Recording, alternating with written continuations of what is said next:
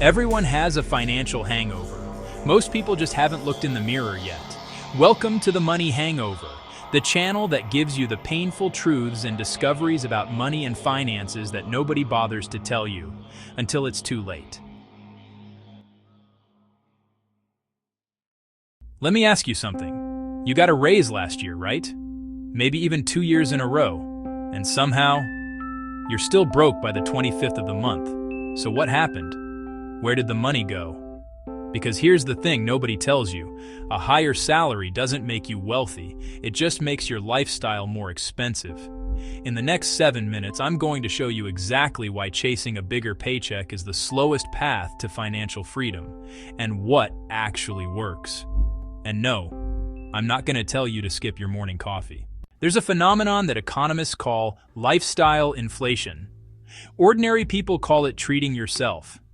But the truth, it's a slow financial leak that most people never even notice. Here's how it works. You earn 2,000 euros a month. You budget, you survive, you manage. Then you get a promotion. Now you earn 2,800. And instead of banking that extra 800, you upgrade your apartment, start going to nicer restaurants, buy a newer car because you deserve it. 2 years later, you're earning 3,500 and still saving nothing, because every raise you got was already spent before it arrived. Parkinson's law says work expands to fill the time available. The financial version? Expenses expand to fill the income available.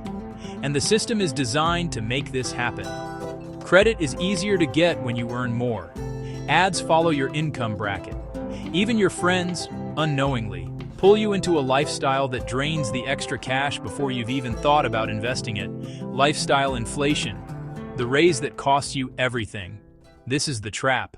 Let me show you the real budget breakdown that most people are living and don't even realize. Take someone earning 3,000 euros net per month in Germany, France, the UK, anywhere in Europe really.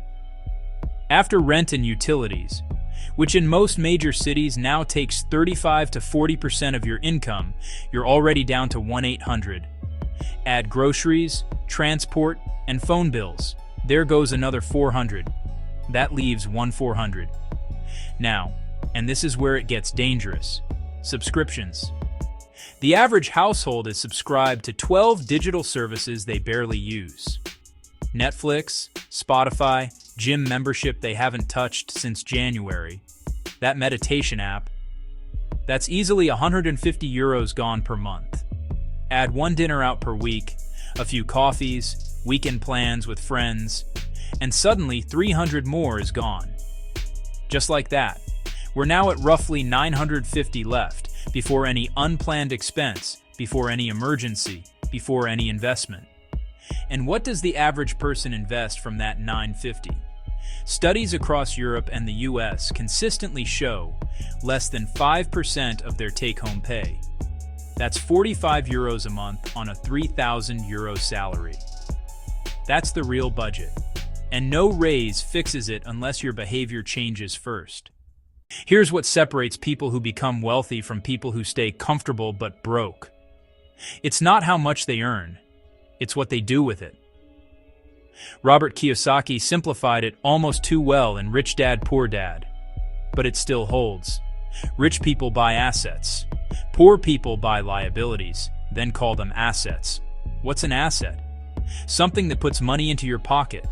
Index funds, dividend stocks, rental income, a side business, royalties. What's a liability? Something that takes money out of your pocket.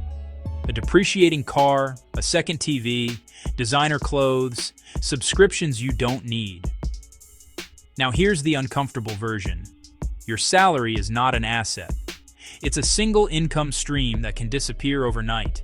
A layoff, a health crisis, a market shift, done. Wealthy people use their income, whatever the size, to acquire assets that generate passive income, so that eventually their assets earn more than their salary. That's it. That's the entire game. And the beautiful thing, you don't need a 100,000 euro salary to start. You need a consistent behavior. So if waiting for a raise doesn't work, what does? 3 moves, and you can start all 3 of them this week. regardless of where you are right now. Move 1. Pay yourself first.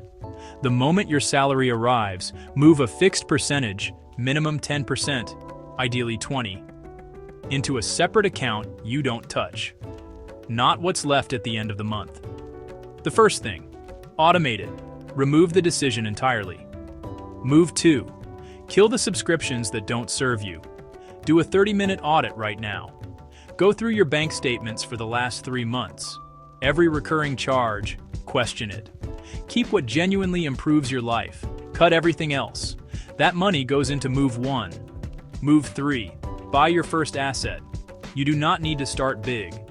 A €50 per month index fund, something like an MSCI World ETF, is a real start.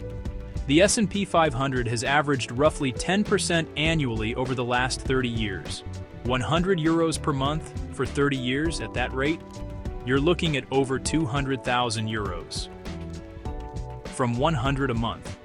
The math is not complicated. The behavior is. Start before you feel ready. Because the best time to start was 10 years ago, and the second best time is today. Here's the financial reality check you didn't ask for today. Your salary will never outrun your spending habits. No raise will fix a broken relationship with money. But one changed behavior, starting this week, might. The hangover is real, but so is the recovery. If this hit differently, like subscribe and share. Follow the Money Hangover for no BS money fixes. Comment your biggest money leak. Tag the Money Hangover and share this video.